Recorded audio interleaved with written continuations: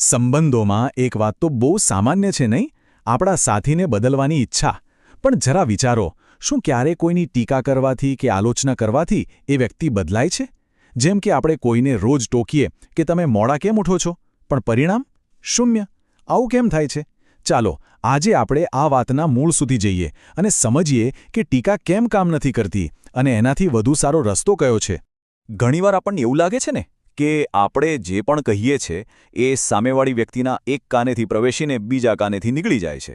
આ બહુ ફ્રસ્ટ્રેટિંગ હોય છે અને મોટાભાગના લોકો અનુભવે છે. પણ એનું કારણ એ નથી કે આપણે શું કહીએ છીએ, પણ એ છે કે આપણે એ વાત કઈ રીતે કહીએ છીએ. ચાલો આ વાતને જરા ઊંડાણથી સમજીએ. તો સવાલ એ છે કે જો આપણો ઈરાદો કોઈનું ભલું કરવાનું હોય તો પણ આપણી ટીકા કેમ એક બૂમરેંગની જેમ આપણા પર જ પાછી આવીને વાગે છે? વેલ, એની પાછળ એક બહુ જ રસપ્રદ મનોવૈજ્ઞાનિક કારણ છે અને એ કારણ આપણી ધારણા કરતાં બિલકુલ ઊંધું કામ કરે છે. આ કોન્સેપ્ટને મિરર ઇફેક્ટ કહેવાય છે. જુઓ, જેવી આપણે કોઈની ખામી બતાવીએ છીએ ને, તરત જ એનું મન એક ઢાલ બનાવી લે છે. એ આપણી વાતને સમજવાની કોશિશ કરવાને બદલે પોતાને સાચા સાબિત કરવામાં પોતાની બધી જ શક્તિ લગાવી દે છે. ખબર છે, જાણે કે કોઈ અદૃશ્ય યુદ્ધ લડી રહ્યા હોય.